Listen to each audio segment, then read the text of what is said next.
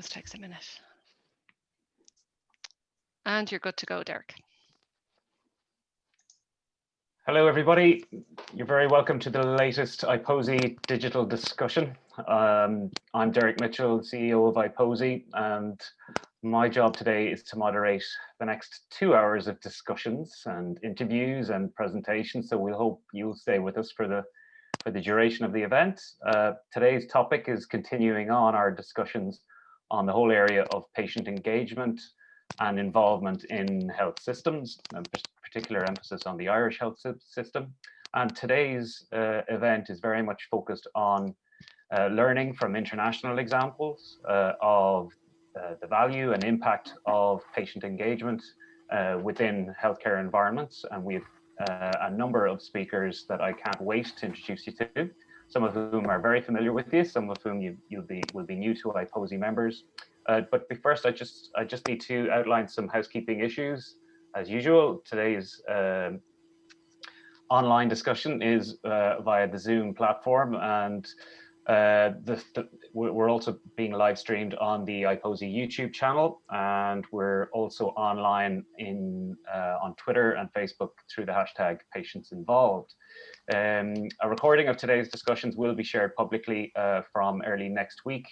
And today's format is very much a triple whammy. So we have Carol Mont from the UK, who's coming up first, and Carol will be sharing a presentation with you in the initial phase of today's event. And then we're going straight to Julie Drury, and Julie's followed by Laura McGahey. And we're going to have time for questions after each speaker, and then we have general questions at the end. So like I said, I hope you do stay with us. Questions can be put to any of our individual speakers by typing in the Q&A box on your control panel, and you should be able to see the questions put in by others and upvote questions that you feel are the most important. So my colleague Laura Kavanagh is monitoring that, and we'll be turning to Laura for each Q&A. So like I said, we're discussing on social media on the iPosy channel through the hashtag #PatientsInvolved. And without further ado, we'll start with our first speaker today. So Carol Mont is somebody who I've known about personally for many years in terms of her work in the NHS. Carol comes to us today having been involved with a number of initiatives across the NHS that are centered on involving patients and engaging communities, and is someone who I've had great admiration for many years. So just before Carol starts, I would just ask our colleagues here to share screen with Carol, so Carol can share her presentation. So we're going to give Carol the opportunity to share her experience of being involved, and really we've asked Carol to really give us, I think, some nuggets or some real life examples of where patient involvement and co-production has been really impactful, and some of the insights into maybe why these certain initiatives were as successful as they turned out to be. So without further ado, I'll hand over to Carol if you'd like to begin your presentation, and we'll take questions after that. Thanks very much, and good afternoon to everybody from the UK.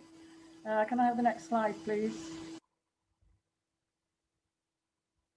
And I'm going to run through some slides, and part of my slide presentation is based on Petra Kuchar, which is just by putting up a picture or graphics and very few words, and it's something that I find is quite useful. But giving a talk like this afternoon, obviously you want to know more information, and it's very difficult sometimes to remember everything that you've listened to. So at the end of my slideshow, I've actually put a lot more detail. So sorry, Carol, I'm just having a bit of trouble getting this slide up for you. I'm going to try that again. Well, we're either going to have a slideshow or I'm just going to talk, so don't worry, one way or the other. So, okay. If you can't get the slideshow now, I'm sure it can be emailed to you afterwards, so don't panic.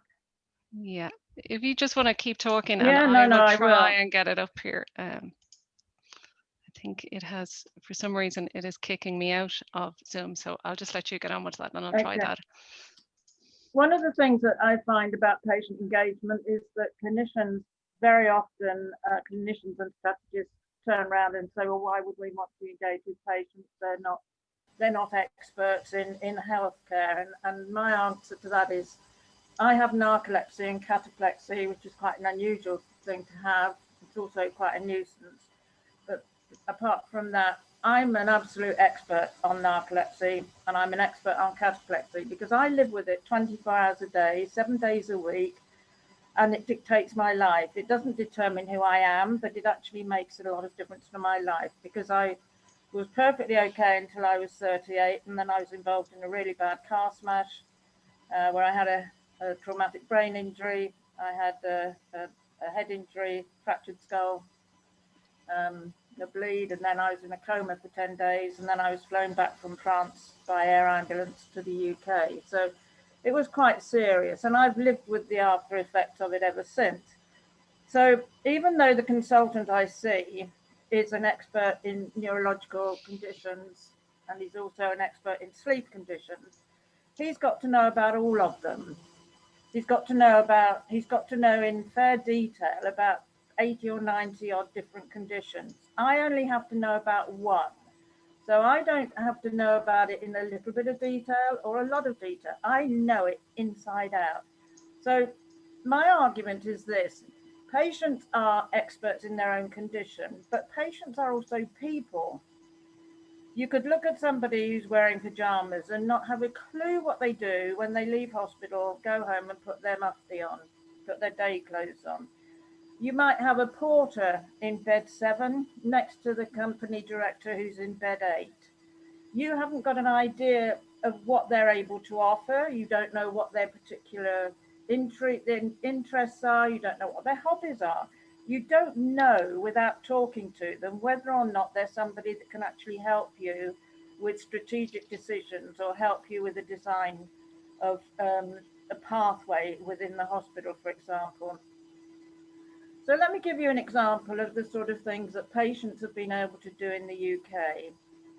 To start with, I started getting involved in patient engagement because my local hospital, when I was living in Reading, put an advert in the paper asking for people who had been patients or carers of a patient in the previous 2 years to actually go along and become part of a group that were going to help them with reorganization of their healthcare, which is a little bit like the situation that you guys are in at the moment. I love this slide because it's absolutely true. Go on to the next one for me as we go on. This kind of is going to time with, I'll carry on with the train of conversation that I was going with, and then we'll get back to the slideshow. So I joined the RBH, and one of the things, RBH, hate acronyms, but lived in Reading, and that was what we called the hospital all the time, but I'll say Royal Berkshire Hospital. One of the things, the first project that I worked on there was about dementia and dementia care, because my mother was beginning to develop dementia. She had vascular dementia. I looked after her for 4 years before she died. I kept her not kept her at home, but was able to enable her to stay at home. My friend had, her mother had dementia, and we both sat down and talked about the fact that it was very difficult to actually get any information from anywhere. Now, I'm a qualified nurse, so I knew about dementia, but I didn't know anything about what care was available in Reading. I didn't know about what facilities were available. So tried to find out. Now, there was lots of information out there, but some of it was in the local library, some of it was in the hospital, some of it was in the town hall, some of it was at the memory clinic, some of it was at the GP practice. Basically, you've got to get a map and go around Reading to pick up bits and pieces all over the place. So we decided that it would make sense to have it all together in one place, one folder. And that was the birth of the Dementia Handbook for Carers, which was an A4 binder with 8 different sections in it, all of which were individually bound and could be taken out and replaced so that we could update them with information or update them with contact telephone numbers, for example. That was initially just for West Berkshire, and then it went across Berkshire. Then we decided that actually we ought to go national with it. So Health Education England, who have the funding for things like this, agreed that it could be a national project, and therefore the app, the Dementia app for carers and care providers, became available on the market. My work with that earned me a place as one of Health Service Journal's top 50 patient leaders in the country. I think there's probably another 490, 450 people that should have been on that list, making it the top 500, but obviously it would have taken a lot longer to get us all together and tell us. So that was a project, though, that would never have happened had it not been patients, carers and clinicians working together. In this particular case, it was patients who came up with the idea, but that's not always the case. But it's always necessary to have that person in the room with a good idea, getting the rest of the people around them to work together. So next slide, please. One of the things that people also say, and that is, well, we really don't know whether there is enough expertise out there. And my argument is this. Read the slide. Most brilliance arises from ordinary people working together in extraordinary ways. Next slide, please.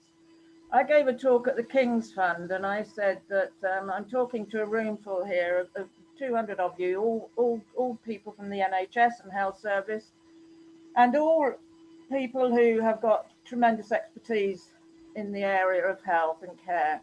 But do you know what? If you guys went home and deputised somebody to come and sit in your place tomorrow, not somebody you work with, but a relative or a friend or a neighbour, and deputised them, and they came and they sat where you're sitting tomorrow, I'd be addressing another room full of absolute expertise.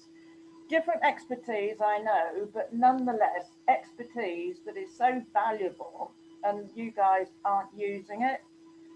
This slide, I think, really does tell the story. You'll note that the carer and the patient are labelled, and their jigsaw pieces say "my view." And I think that's something that we really have to take on board. The view of the carer is incredibly important. The view of the patient is incredibly important. The view of clinicians is incredibly important. But the rider is that we all have a bit of the big picture. Next slide, please. And I think one of the ways to actually identify how good patient engagement and involvement is that there is a journal that's been published that we published here, that's been sent to the Beryl Institute in America, who have done more for patient involvement and engagement and promotion of that than anybody else as an organization. We were commissioned by, or the NHS commission, the National Health Service in the UK commissioned a 2-year project to evaluate the importance of patient leaders in the NHS. And it took us a couple of years to, first of all, to work out quite how to go about doing it. And then the second thing, to evaluate a number of initiatives across the country where there had been a good result from patients and clinicians working together. One of the things that was done was that a clinical commissioning group, who are the people that actually commission services and pay for them, were approached by a group of teenagers who were having care from the community, mental health issues. And they said that they didn't think that the services that were being commissioned for them were doing them any good. And that they were pretty much saying, you know, don't waste your money because it's not doing us any good. So we're going to kind of stop going. And so somebody at the clinical commissioning group had the sense to say, well, why don't you tell us what you do want? The outcome of the project was that the young people got together, they designed a complete pathway, they designed a number of projects they thought would be useful. They wanted to design something that would be suitable for all the young people that were needing help from the community trust. And the rider of it was that the clinical commissioning group said to them, okay, right, you can sit in on the tender applications and you will have 30% of the vote. So basically they designed and partly commissioned their own services, the outcome of which was that the services were pretty much overrun with people saying, great, you know, can we come on board? So it makes sense, really. People who are in a position to make decisions are not necessarily wearing the same hat or the same shoes as the patients that they're designing those services for. And very often it's simple things. For example, it might be the time that a particular appointment system is set up, so that if you've got people who have kids at school, don't make an appointment for the children in the middle of the day, because they've got to come out of school. Everybody at school knows what's happening, and they probably get teased or bullied. Parents have got to take a whole day off work to actually accompany them. If you make the appointment at 8:30 or 4 o'clock, then they can have the appointment before school, so nobody at school needs to know, or they can have the appointment after school, and parents can either go into work late or leave work early. It's a very small thing, but it might be the difference between appointments being missed or appointments being taken up. Clinicians and patients together, very important. Next slide, please. The Leading Together programme in Oxford, which is where it took place, was a programme that was paid for, commissioned and paid for by the Oxford Academic Health Science Network.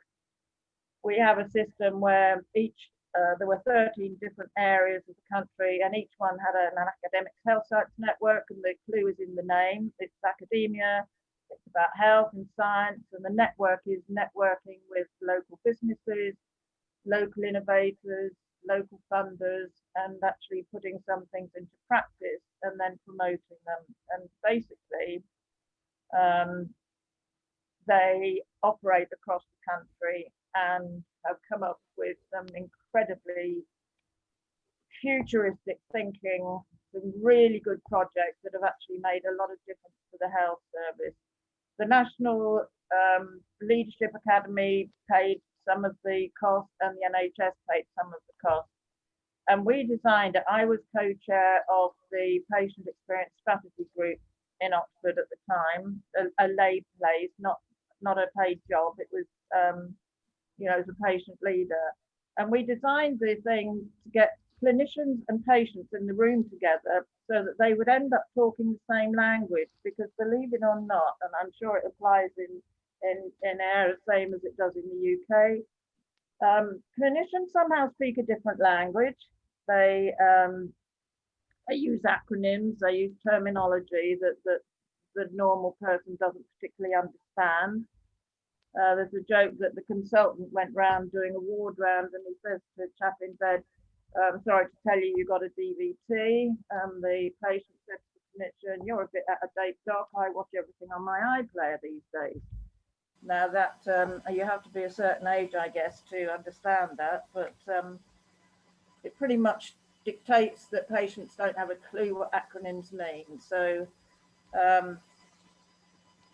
we found that by not giving people name tags with their name and their position on, putting them in the room together, they didn't know initially who they were, you don't know whether the guy next to you is a clinician or whether the woman next to you is a nurse or whether she's a patient or what. So conversation was very stilted to start with, but then after about an hour, we couldn't stop them talking. And at the end of the course, it was amazing how some of the projects that would never have happened and never got off the starting block were so successful that a couple of them have actually been adopted internationally. So it's maybe there's a barrier between clinicians and patients. Maybe there's a barrier between patients and clinicians. But if you work at it a little bit, you'll find that the joint effort really does improve care. Next slide, please. This is a slide from my local hospital, as was then. I've moved since. the Royal Berkshire Hospital set up their own patient leaders program, which I thought was quite an innovative idea. They were one of the first people in the country to do it, and their patient leaders are now responsible for most of the innovations within, pardon me, within, within the hospital. Next slide, please.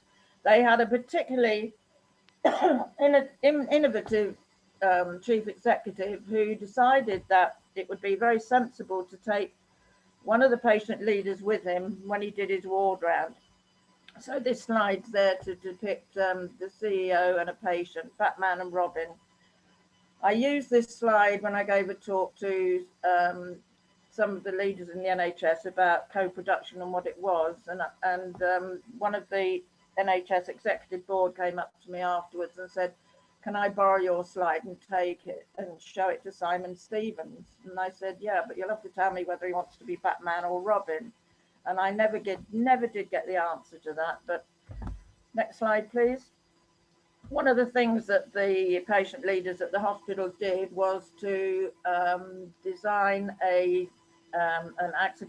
room off the accident and emergency department that was specifically for children, because the parents who were in the patient group said that they really didn't like it when they had to bring their kids into A&E, and there were perhaps in the evening there were drunks. Well, any time during the day there might be drunks there might be people coming in from a really bad road traffic accident or whatever, and it was quite frightening for the kids. So they set up a team to help design facilities for young people, and that's made so much difference, because A, the young kids are not crying their eyes out and frightened stupid, and B, there's a separate pathway for them to go through and be treated. This Dementia Handbook and on the left-hand side is the cover of the app. The original cover was the one on the right, and I put my quote saying, "Caring for someone is sometimes hard work, but always a privilege." And that was our initial pilot cover, but then obviously as health education ended up paying for it, they wanted it to show that it was their design on the front. And I can't quite work out the logic of the ball in the hand, but never mind. It's a very good app. The details at the end of my slideshow, which you'll give you all the information about where you can get hold of it. Next slide, please. So this, my talk's now a bit sort of convoluted because it's backwards and forwards, but this is a carer's handbook that came about after I'd moved to Kent. I heard that this was coming and helped to work on it to get it actually converted to an app. It's not necessarily about, it's not about dementia as our handbook was. It's about showing carers how they can, all of the different things that they can do to improve their standing, their training, and it is really, I suppose it's a training handbook rather, pardon me, rather than telling them about dementia. But it's an extremely useful thing, and as an in-app form, obviously, and that's been taken up and widely used. That was designed with carers and with health professionals. So again, a combination co-production effort. Next slide, please. The UCL Centre for Co-Production in Health Research is one that I'm really pleased to be working on at the moment. The concept is that to get patients involved in research, they really have to know a bit more about it, and to get researchers to go for patients, they have to know a bit more about patients. It may sound stupid, but so much research into things has been done without any members of the public or patients or any members of the public involved. All sorts of things, from car design to road design. You know, the list is endless. When it comes to health, it's surprising how much research has been done into health and into health problems or health treatments without ever considering that it might be worth talking to a patient. now the National Institute for Health Research in the UK makes it obligatory that any research work that's done has to have a patient on board, so that sometimes that's obviously quite tokenistic, but what we aim to do at the UCL Centre is to really get it firmly embedded that patients need to be involved in research. Next slide, please, at every single stage. And also that combining patients with, not combining, but mixing patients with researchers means that patients can sometimes come up with an idea that needs to be researched. And one of the ideas that came about, we've been working on the UCL project for 3 years, and the culmination of that is going to be that there will be an official launch in October this year. Details again are at the end of the slideshow, so that you can all, anybody who wants to log in and join us is more than welcome. But tea and cakes you have to provide yourself, I'm afraid, because it's very difficult to know how to get that across to somebody virtually. But one of the projects that came across was a way to try and help people determine whether or not their hearing was going.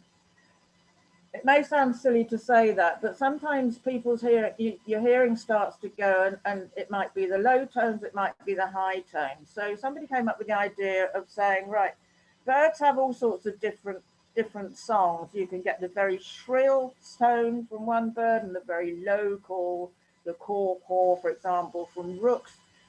And so if we have a tape that plays those, say, 6, 8 tunes maybe, bird songs, so going across the range, and if we put it in a box that is a bird box, and there's a button to press, and then you're given a card, and then you tick which of the 6 or 8 bird tunes you could hear.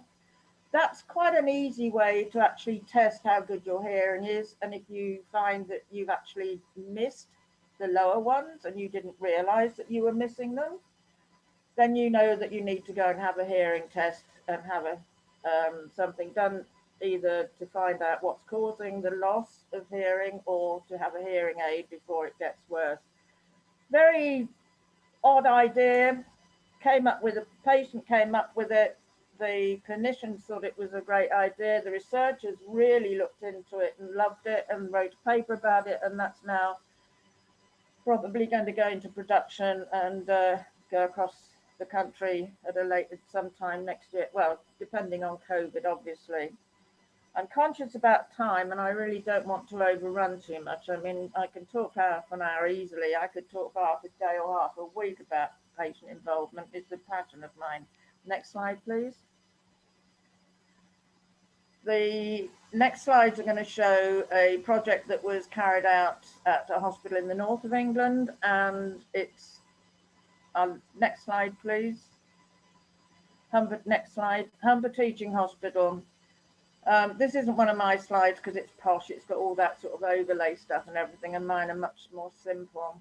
But it's based on the triangle of care, which is patient, carer and clinician, and you really can't do care properly unless you involve all three. Next slide, please. The always events, next slide, not this, stick on, sorry, can you go back one? I was going to say that blank one slipped in somewhere. I'm not quite sure what happened, but I won't stay with this one for ages because you can read it afterwards, but it's about the always events. And always events are a concept that was designed by the International Health Institute and the Picker Institute. And the NHS picked it up, and next slide, please. And about 140 hospital trusts across the country have signed up to it now. I'm identifying this one because it's one of the most recent always events to take place, and it was for young people who were going through psychosis service, and they would be they would be involved in the service for about 3 years, and then on discharge there was a letter that was sent to the GP, and as is the normal thing, the the young people very rarely even saw the letter, and if they did see it, it was as though it was written in a different language. So they said, this is ridiculous. Next slide, please. And so they wanted to help. They wanted a letter that actually told them what treatment, pardon me, what treatment they'd had. They'd been discharged after 3 years and not really knowing what to do, not really knowing where to go for further help, etc., etc. So they said, we want to design a proper letter that gives us all the information, that's in a language that we can understand and our parents can understand. So they helped to design it, and they're obviously much, much happier about it now. And that was working with clinicians again. Now, I spoke to the people in Humber who were involved in this, and I said, how easy was it for you to do it? And they said, well, it was that much easier with the Always Events people helping us, the Always Events national team, because we had a timetable. We had to work to a timetable. We had regular conference calls to make sure that we were up to date on things. We were helped with actually planning out how to go about doing it. And the one other advantage is that there's a cohort of people of the trusts that have involved themselves in Always Events across the country, and we could have cohort calls across England with them. So we had kind of like a peer support, and that made it much easier than if we just tried to do it off our own back. So that's just something to think about. You don't have Always Events yet, I understand, but there's absolutely no reason why in the design of your new health service that shouldn't be one of the first things, maybe not the first thing, but one of the initial things that you think about. Next slide, please. I won't go through this. It basically details in much better way what I've just said that. So next one, please. I absolutely love this. It's so true. I love Snoopy and Peanuts anyway, but sometimes the most ordinary things could be made extraordinary simply by doing them with the right people. And I kind of feel that that pretty much sums up what patient engagement and involvement is with health services, because we can put the fine detail onto things, we can make things extraordinary, we can help. And I think that's the thing to remember, that patients and patient leaders who get involved in the health service, okay, one or two of them are going to be there so that they can just bitch about their own particular condition, but the vast majority of us are doing it because we really want to help and we want to make things better for everybody. So next slide, please. I think that pretty much tells you where I'm at. Can you just flick through the next few slides, please? There you go. You can see there that I've put a bit more, keep going, I put more detail about the things I've spoken about, and I put telephone numbers and email addresses for you to contact people if you want to. All of them I've told that I'm going to talk about them. They've all said fine, obviously. And they're all more than happy for anybody to get in touch with them if you want to. So I think that pretty much finishes what I have to say to you. And thank you very much for giving me the opportunity to say it. Any questions? Thank you, Carol. And just to reiterate that Carol's slides will be made available on the iPosy channel or the iPosy website after this, and through the iPosy social media. I think your slides are going to be a rich resource of... You're more than welcome to use them. I'm not precious about it. So. Well, good. The phrase that comes to mind when you talk about ordinary people doing extraordinary things is I guess the quote that I like is from Alan Turing's one about, it's often the people you least expect or you have the least amount of expectations can often provide the best insights. Yeah. So I'm just so thrilled to have you on the call that it's almost like I'm gonna try and take my chance to ask you a question of my own before we go to the Q&A. Can I just say, don't praise me up too much. I'm conceited enough already. Well, I think we share a rich enthusiasm for sarcasm, which I think when eventually you do come to Ireland after all of this, I will. Don't worry. you'll be more than welcome, and there'll be plenty of people here to hear you.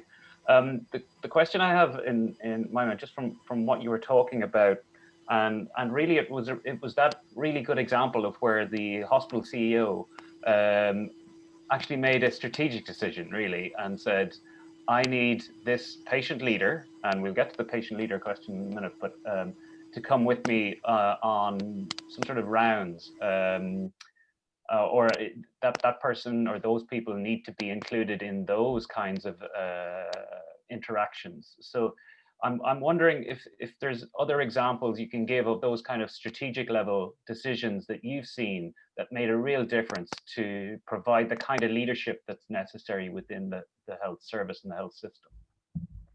I think apart from the CEO, what he said was that every member of his board had to spend one day a month going around the hospital with a patient leader accompanying them. So, and then report back on the two versions of what they saw and the differences. The other example I can give is the National Leadership Academy that we have here that trains future leaders for the NHS. They now have, as part of their course, they have patients who are called in, and there is a set time set aside for discussion between the potential leaders and patients for them to talk about the sort of things that, I mean, if I was one of the patients doing that, I would be able to say, okay, when you're a leader, what will you do about X? What will you do about so and so? Will you the hospital I come from has got a carer's passport, for example, which Royal Berks has a carer's passport, because I introduced it to them and they took it up. So, will you do that when you're a leader? And that sort of interaction is relatively unheard of. I mean, but it makes such a difference because if nothing else, it kind of grounds the people that are but the people that are being enabled to be future leaders. It keeps their feet on the ground. It keeps them having conversations with patients rather than just being there with other people and being academic and saying, I'm doing my master's. Well, whoopee, now talk to a patient, find out what they want. So there you go. Great. And maybe as a follow-up question is around that role of patient leaders, and there's a question coming through from Susan Rich from Ottawa in Canada, and it's really around that role. So can the leader, what kind of powers, I guess, has the patient leader role that you're referring to? It's kind of a thorny subject. The King's Fund, which is one of the sort of academic health funds, an independent one, had a conference about 3 years ago to discuss patient leadership and its role in the health service. And it was a 2-hour session, and we spent 49 minutes, because I timed it, debating whether or not people like me should be called patient leaders, or, well, I mean, the other words I can think of that people would like to use about me, but that's beside the point. But patient leaders, patient partners, patient voice, patient advocate, patient da-da-da-da-da-da. And in the end, I said, look, if that's all we're going to discuss, do you guys mind if I go? Because I don't think this is going to achieve anything. I thought we were here to work out how you're going to promote involvement. So I think there's no specific role. There's nothing mandatory in the NHS 10-year plan or 5-year plan or whichever plan is the latest one. COVID showed very clearly that patient involvement and engagement went out of the window because decisions were made without any reference to patients. So I think it's a role that is going to be what we make of it. The Leadership Academy here is now going to set up a patient leaders course, as well as apart from it, they do all the courses for NHS leaders. they're now going to do a patient leaders course, and hopefully from that we will start to see a little bit more, how can I put it, official recognition. I think it's coming. I think people are really beginning to recognize that we do have a lot to offer. I'm certainly involved in several national things. A number of other people like me are involved nationally, so it is beginning to happen. But we're still way behind some other places as far as patient involvement goes. I mean, Julie's going to tell you a bit more about what happens in Canada later, but I know that I think in America, if you take somebody like Julie Flygare, who is a patient leader who has narcolepsy, who set up a narcolepsy organization and has actually gone as far as pushing Congress there to start looking at making better decisions for people with narcolepsy. But it is damned hard work, it's tiring, and really it works when you know that you've got a good support network behind you. And I'm sorry I can't be more definite, but it's still early days. I mean, probably you guys are going to show us the way, because you're going to set up a patient leaders network that's going to really help you design your new health service, you know. And so we'll all bow down to you in the future. Thanks, Carol. I think one thing that strikes me as something you touched on, and something that's coming through the chat box here from Anne Lawler of 22Q11 Ireland, is the role of parents and carers, and how that maybe to date has not been factored into either co-production or involvement processes to date. It's something you touched on earlier. Is it something that you feel can be improved on? I think patients and parents and carers have actually had far more influence than I'm not going to say people like me, but I think parents and carers really are making a lot of difference. I've got a friend who is a colleague come friend who is a parent and also a patient leader who's just designed, or not designed, but who's just in conversation. It came up that her son is autistic, and she worked out a pathway to get children with autism in and out of a hospital when they've got an appointment without any hassle whatsoever. And if anybody listening has got a child with autism or Asperger's, you'll know that's obviously quite a task to achieve. And so I said to her, why don't you write it out and put it down on paper so that it can go to other parents, because that will make such a difference to them. So we're working on that at the moment, and I've already got approval for that to be put through to quite high level. So I think the thing about parents and carers is they have an amazing passion to want to get improvements through. And that, I mean, I sort of kind of think that anybody that's going to stand in their way is braver than I am, because the passion that comes from caring for somebody, I know that this was the case when, the reason for the Dementia Handbook was because I was mum's carer. It wasn't anything else. So I think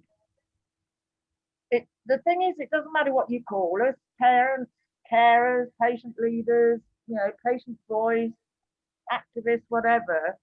There are a lot of people who really do know enough about the system and how to negotiate it to actually get something taken forward. And I think that parents and carers do need to be listened to. The thing is, at the moment with COVID, carers are really on the back step, and we've got a problem here about the fact that carers, family carers, for example, are not being allowed to visit their relatives in care homes. So there's quite a big drive to get that sorted. But I don't know who's got the most voice. I think anybody who's got a passion has got it. So I kind of say, when I'm talking about co-production, I've got a thing that's a little gimmicky thing that's got 5 P's. And I say the 5 P's of co-production or co-design, working with each other, are people with a passion and a purpose, and then the place and the payment. Because any sort of co-production or any involvement is inevitably going to involve payment. If you're going to ask somebody, if you're going to ask a hospital to produce a carer's passport, somebody has to pay for it. So remember that, 5 P's: people with a passion, purpose, place to do it, and the payment, whatever it's going to cost. And basically that's the main ingredient. So it doesn't matter what you call us, we're people with a passion. Thanks, Carol. I couldn't think of a better way to sum up what you've just spent the last while talking to us about. That's just been so rich, and I'm really struck by the success of the Always events in terms of the 140 trusts signing up to it. I think you've given us some great, not just the quotes, I think you've been inspiring an awful lot of minds and bodies to really act on this. So thank you so much for starting this off. So I think you're going to stay with us for the duration of the event, and you'll be available for any Q&A at the end. And hopefully you'll be able to participate and feel free to ask questions yourself. So with that in mind, I'm going to move on to our next speaker, and our next speaker is Julie Drury, and Julie is joining us from Canada. And anybody who's seen Julie on Twitter or has read her biog in the brief will know that Julie is someone who is right up our street. So she comes to us as the strategic lead for patient engagement as part of the Canadian Foundation for Healthcare Improvement. And I would encourage anybody to look up the foundation in terms of how that came into being through public funding, but also how it evolved over years to move and to recognize that I was really interested to learn that Canada was known as a country of the eternal pilots. And the foundation actually evolved to really address that kind of scale up of health innovation, but also to really put patient experience and I think patient outcomes much more to the forefront of its own work. So it's terrific to have you here, Julie. Julie's not going to present slides, so we're going to do an interview kind of format. But I think the first way of maybe introducing yourself, Julie, is just maybe if you want to talk about your own experience and how that fits with the overall theme of today's event. Yeah, thanks so much, Derek. And it's just so great to be invited to across the pond, so to speak, to chat with all of you. Carol and I had a chance to meet on Monday morning, 8:30 a.m. my time, and a little bit later for her, and just got to know each other a little bit in advance of this conference today. And just so wonderful to hear the passion and the leadership and the presence that Carol has as a patient, family, and caregiver partner. And if I may, I just wanted to add 2 more P's to her triad of P's. And for us here in Canada, especially at the Canadian Foundation for Healthcare Improvement, patient partnership is really about perseverance and persistence, especially in this topic of policy that we're going to talk about. So there's another P. Policy takes a long time to evolve often, and so it takes a lot of perseverance and patience. And so in answer to your question, a little bit about me, I think there's a short biography about me on your webpage, but I come to this from the point of view as a family caregiver or as a medical mom, as I call myself. My daughter, Kate, passed away 5 years ago. Her birthday actually is coming up October 11th. Kate was born with an undiagnosed rare disease. At 4.5, she went through genetic exome sequencing, and she was finally diagnosed with an ultra rare form of mitochondrial disease called SIFD. She's the first person in the world diagnosed with her condition. There's probably about 50 cases now worldwide. And in fact, you have a clinician who is part of the NHS over in the UK, who is an expert in this area, who supported us quite a bit through the course of Kate's life. So shout out to the UK. Thank you very much. In Kate's life and with me at her side, we experienced a significant amount of interaction with the healthcare system here in Canada, pediatrically, of course. So multiple hospitals, multiple caregivers, hundreds, literally hundreds of doctors and nurses that we worked with, and many healthcare organizations. So that led me to become involved with our Patient and Family Advisory Council at our Children's Hospital. And then I started to become more involved regionally and provincially with different healthcare organizations. And I think my background federally with our federal government here in Canada, with Health Canada, working in strategic policy in my actual career, just gave me an affinity for those tables, for those conversations, for those discussions, and wanting to push beyond the boundaries of simply giving advice and feedback, and really getting into collaborating and partnering and leading. And so that's led me to a number of different roles. I was the inaugural lead and chair of the Patient and Family Advisory Council for the Ministry of Health in Ontario, and a strategic advisor to two ministers of health, Minister Hoskins and the current minister, Minister Elliott. I've worked with national organizations. I sit on a couple of boards of directors with both rare disease organizations and healthcare organizations alike. And of course, now this strategic lead role at the Canadian Foundation for Healthcare Improvement. And as you've said, Derek, we're very much about innovation and improvement across the healthcare system. And shortly, as of tomorrow, we are merging with the Canadian Patient Safety Institute to become also an organization that focuses on harm and patient safety in a quality improvement context. So carry a lot of hats and work in a lot of different capacities. But I think what that demonstrates is there is so much space to do this work, not just here in Canada, but internationally. So really happy to be joining you all today.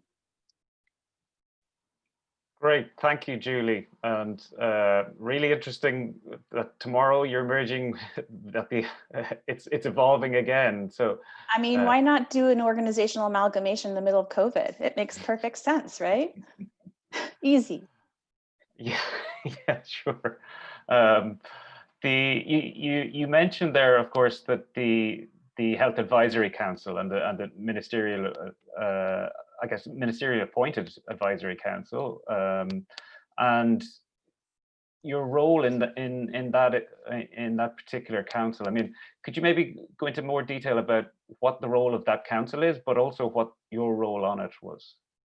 Yeah, so the Minister's Patient and Family Advisory Council was conceived by the Minister of Health himself about 6 years ago.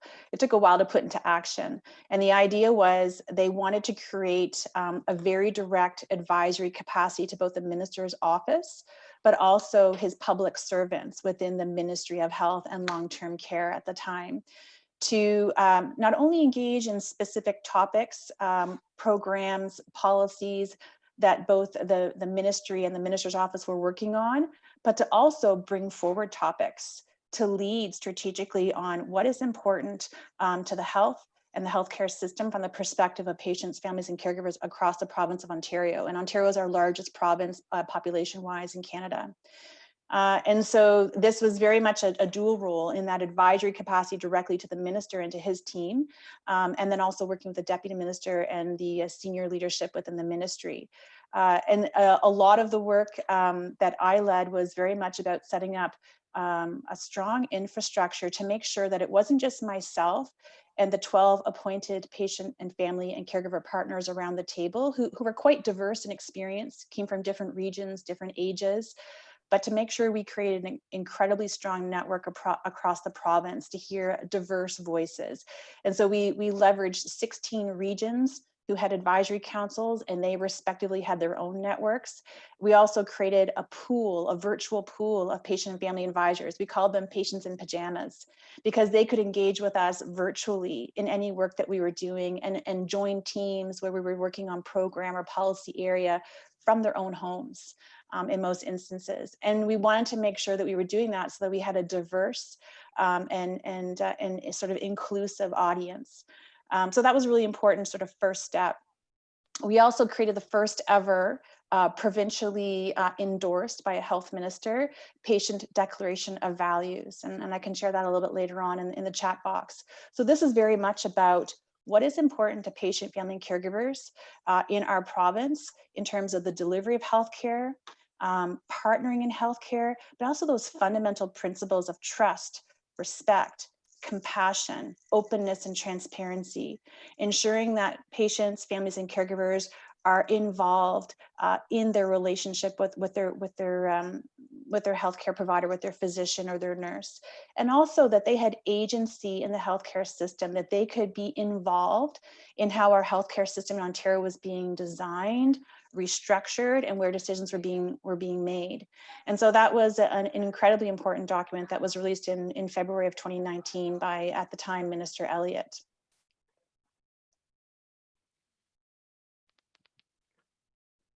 Great. So it sounds like that was created, and as you say, it took time to put together and to implement, but it was created at the Ontario level, but also had support networks that were able to feed into it. So that panel was not just existing on its own, really. So there was a structure, there was an infrastructure behind that. Yeah, Derek, so not under my leadership. I don't believe in having sort of one singular voice at a table. I push against that quite vehemently. It's since changed, right? I'm no longer in the role. And in fact, we had a vacancy in that role for close to a year, which was upsetting to me, to be perfectly honest. And I think the role has changed and evolved as new leadership has come into place, and we have a new Minister of Health and new leadership within the ministry. So one of the things that I mentioned earlier is perseverance and persistence. These roles can be shaped really elegantly initially, but they really have to be foundational to the organization, and they really have to be supported by leadership. If they're not supported and if they're not foundational, they can be blown up quite easily and reconstructed in different ways. And so, I think what I left behind was a strong footprint within the ministry, and we did a lot of coaching and mentoring within the Ministry of Health itself. So I had a small team where we did a lot of education about what does it mean to be an engagement capable environment? What does it mean to partner with patients, families, and caregivers? How do you do it, and how do you do it well? I think we make a lot of assumptions in our organizations that, we just call up a patient and we bring someone like Carol to the table and off we go.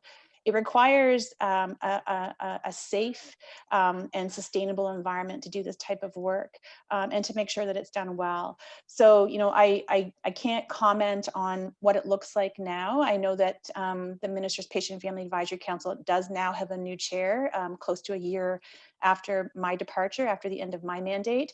We still don't have a reappointed council, and many of the infrastructures that I had mentioned earlier that I set up are gone. And so I think that's a lesson learned as well for the Ministry of Health in Ontario, but also for other organizations that are looking to create these types of leadership positions for patient, family, and caregivers. There really has to be a long-term commitment and an infrastructure to support it. Couldn't agree more with you. And obviously, I'm not going to prod too much on this, but it really strikes me that if with that long-term commitment and with that leadership and that buy-in at the highest level, you do also need to learn from the experience of those who have gone before. So I'm just wondering, are you able to describe maybe what the reaction of those maybe senior civil servants and ministry officials was to the foundation of this in any way? I mean, that just strikes me as people need to learn from the experience of those who go through it in the first instance. I mean, I think that there was a really strong commitment to this work, and there still is. I still enjoy strong friendships and relationships with many of the senior leadership at the Ministry of Health. Of course, when you have a change in government, which was the catalyst for how this shifted, things will change also within your ministry and with your ministry leadership. But I think there was a strong foundation set, and certainly a commitment to this work. And I will say as well that I believe strongly that the current Minister of Health is also committed to this. It's just taken time to bring it back together and to structure it in the way that she sees fit. I think, though, at the same time, in balance to that remark, that there is a bit of a mourning of the loss of momentum, right, and the loss of opportunity, and with COVID hitting us. I personally, and I would say my colleagues that are leading in patient engagement partnership across Canada have seen us take 2 steps back in the patient engagement and partnership world. And so creating those strong foundations and those strong structures and maintain them is incredibly important to make sure that when we hit times of crisis, when we hit times where we really need significant collaboration and co-design and patient partners and family caregiver partners at the table as experts, that we have that in place and sort of ready to go. And in some jurisdictions here in Canada that existed and was able to continue, and in other instances it wasn't able to continue because we didn't have those foundations in place. So that would be my reflections on, sort of what occurred in Ontario, but they are rebuilding, and the infrastructure has changed significantly here in Ontario. We've gone in a different direction with our regional health authorities and our local health authorities. But I'm hoping that as they restructure, they'll be able to, regain that momentum of that strong network that had been in place. The patient family caregiver partners haven't gone away, Derek. They're still there. And they're still sort of chomping at the bit to get involved. They just need the time and the space to do it. They need to be given that agency. Great. And something that strikes me that came up recently. So Debbie Hutchinson in iPosy recently released the first edition of what we hope will be many of an iPosy podcast with two people who I believe you know very well. That's Amy Lang and Alice Maybe from Ontario. And one of the things that they mentioned was the legal requirement in Ontario for patient representatives. And so that strikes me as another kind of, okay, obviously a new government can be one incentive or one motivation, but if there's a legal requirement in place, that's another. So I'm just curious as how that came to be and how successful that has been in terms of encouraging real PPI.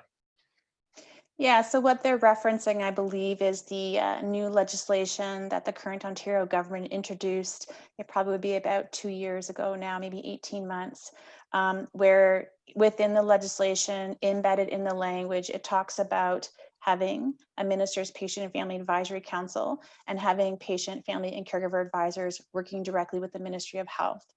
And so, as I said, or as Elise and Amy have reflected, it's a legal requirement embedded in our legislation. But anything that is in legislation sometimes takes time to get momentum and get going again. So as I mentioned earlier, that's being built now in Ontario.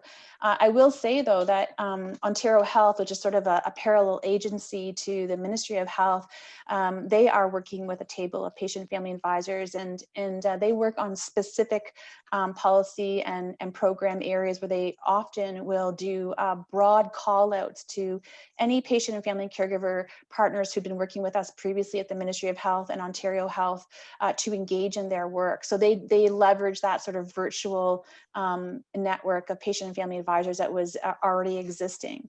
And so a shout out to Amy Lang for that work, because that's been a tough thing to kind of maintain in the shift in environment with a new agency being created and a shift in government as well. They've been able to maintain that momentum. And Elise, certainly a shout out to her. She is actually one of the co-founders of the Patient Advisor Network, which is an incredible network that we have here in Canada of patient, family, and caregiver advisors from across the country, from coast to coast, who share resources, who mentor one another. Mentorship is incredibly important, and help to coach and identify opportunities where patient, family, and caregivers can get involved at different levels, either local, regional, provincial, or pan-Canadian. Great, and I think if anybody wishes to listen back to that podcast, it's again, I think it's been shared through the chat. The one thing that you touched on there, so the Ontario infrastructure is changing, and you mentioned the regional initiatives, and I'm just conscious of our next speaker in terms of Laura, in terms of the Sláinte Care remit, which is very much moving and shifting emphasis into primary care in Ireland. From our perspective, we wouldn't like to see patient involvement or engagement being restricted to acute or hospital-based care, but in primary care, and there's a number of maybe research in primary care initiatives that in Ireland that are looking at this. But I'm just wondering, in terms of that restructuring in Ontario, do you see kind of little nuggets of opportunity for patient engagement in that restructuring effort? You know, certainly, you know, in Ontario, one of the restructurings that they're doing is creation of more integrated networks of care delivery. They're calling them Ontario Health Teams, or OHTs. And the intent behind those OHTs is to really create integrated networks of care delivery. So, you know, right now, as probably in many jurisdictions, we sort of have experienced siloed care, right? That, you know, hospital, and then you've got rehab somewhere else, and then you've got home care, and then you've got community resources, and then primary care. And they're all kind of separated and disconnected and disjointed. And so one of the focuses of the new Ontario government, they're not so new anymore, they've been here for 2 years, but of the Ontario government, is to create better connectedness and to create hubs of integrated care. And you know, I was part of that early sort of policy development of what those OHTs were going to look like. And one of the things that was made very clear, and continues, I believe, is the presence and input of patient, family, and caregivers, and how these OHTs would be structured, and also ensuring that there's presence in their governance models of patient, family, or caregivers in terms of their perspective, their expertise, their lived experience, weighing in on the design and the oversight for these Ontario Health Teams. And as you mentioned, primary care is a key component of that. And I would say that, you know, patient advisors and primary care sort of work in parallel. We don't often intersect when we're at conferences or speaking engagements, but we very much push for the same things, which is really about, you know, better communication, better transparency, better coordinated care, care closer to home. Those are many of sort of the similar values that we share. So I think we would be, you know, it wouldn't be a stretch to say that we're very connected in the values and the principles that we hold dear. Thanks, Julie. That's really, really insightful. I'm going to go to one of the Q&As. So there's a question in from Jan Goulding. So the question is in relation to getting the attention of policymakers, it being quite a competitive process with many groups contending to get their voice heard. So the question is, how does a patient/healthcare professional group successfully get the attention and commitment of policymakers for their agenda? Yeah, Jan, it's a great question. And so maybe I'll shift a little bit. We've been focusing a lot on my previous role in Ontario, but let me talk a little bit about my role right now in a pan-Canadian health organization and what I do nationally here in Canada. So I mentioned that as of tomorrow, we're integrating with another pan-Can called the Canadian Patient Safety Institute. And they have a program which is called Patients for Patient Safety Canada. This is a group of patient, family, and caregiver leaders and partners who work very specifically in the space of harm reduction, harm and patient safety, as well as harm after a harmful event has occurred. And the reason that they've been able to really get engaged at the level of policy, talking to senior leadership in all the provinces and at the federal level, is because of their ability and their being part of CPSI. So they have been able to work with the organization, with the leadership in the organization, who've got the skills and the talent and the experience in working in policy sector, to bring their lived experience and to get to the right tables, to craft their messages in the ways that are going to grab the attention of senior leadership and of political officials, to be able to craft briefing notes, to be able to structure and understand how the political system, but also how the healthcare system, both provincially and federally, function. And that's incredibly important. So they're not sort of out there floating on their own. They're an integral part of Canadian Patient Safety Institute. They inform all policy and program work that goes on within that organization, but they're also very keenly supported by the organization to engage in this policy work. So similarly, at the Canadian Foundation for Healthcare Improvement, we're very much a spread and scale organization. We're about taking innovation that is proven and evidence-based and moving it across the country. And we do that, one of the ways we do that is in supporting what we call collaboratives. So offering seed funding to organizations to support them in a quality improvement initiative. And when we bring those teams on board to work with us, where we coach them and mentor them, a foundational component of their proposal and them working with us is that they bring in patient, family, and caregiver partners as part of their team. And many of them aren't sure how to do that.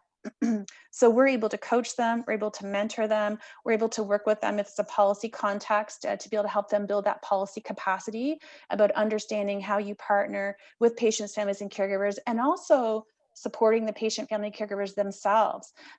In order to really get involved in policy, you really have to understand what policy is. How does policy get developed? What is the policy process? And so coaching that and mentoring that is incredibly important.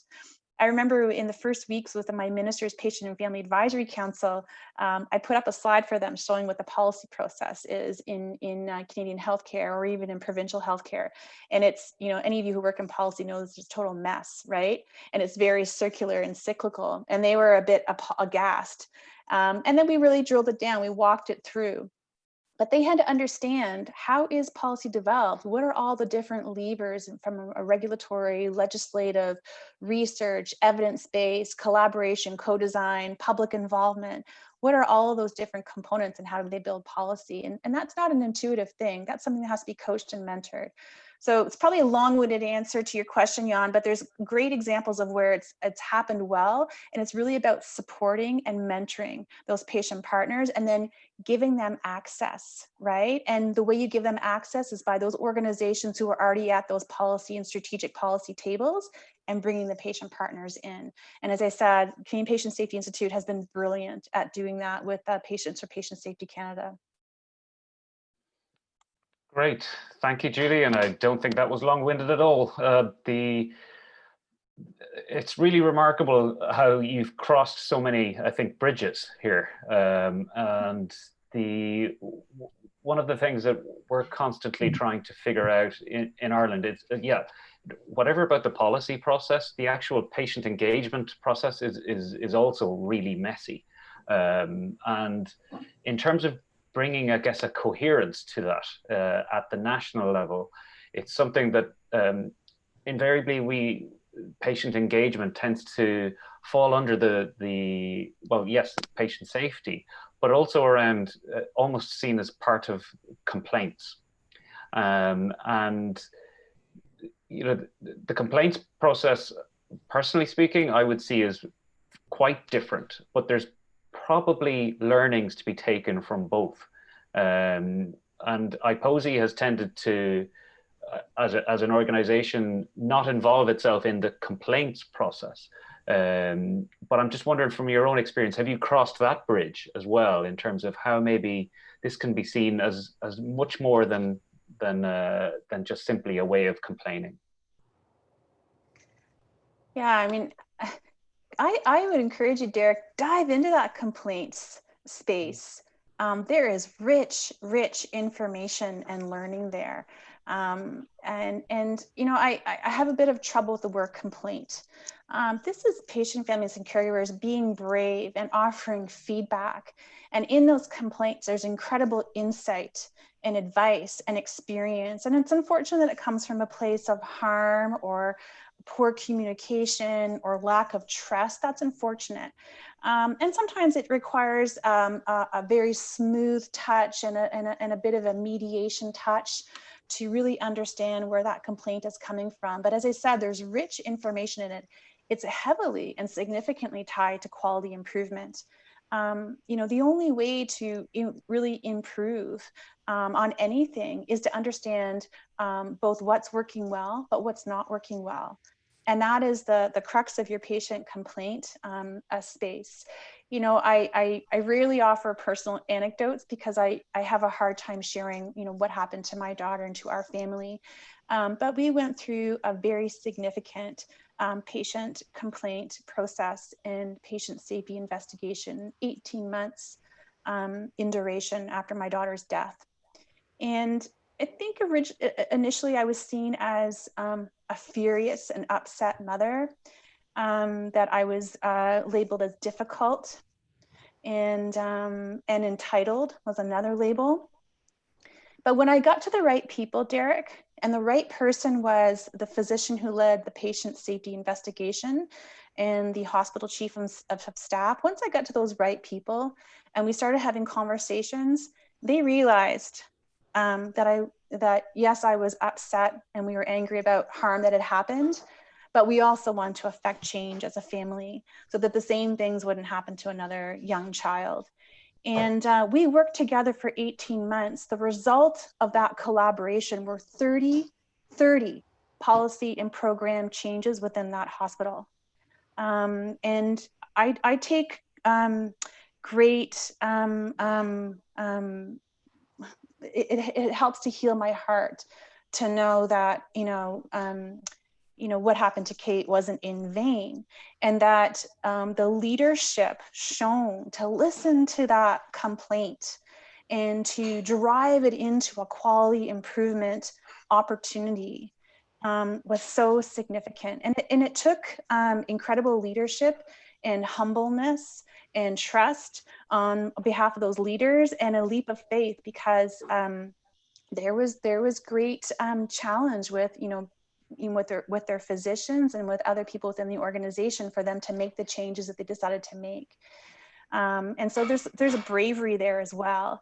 But if we want to move forward as healthcare systems, Canada, Ireland, UK, wherever, diving into that complaint process and doing it from a space of compassion and empathy on all sides is incredibly valuable.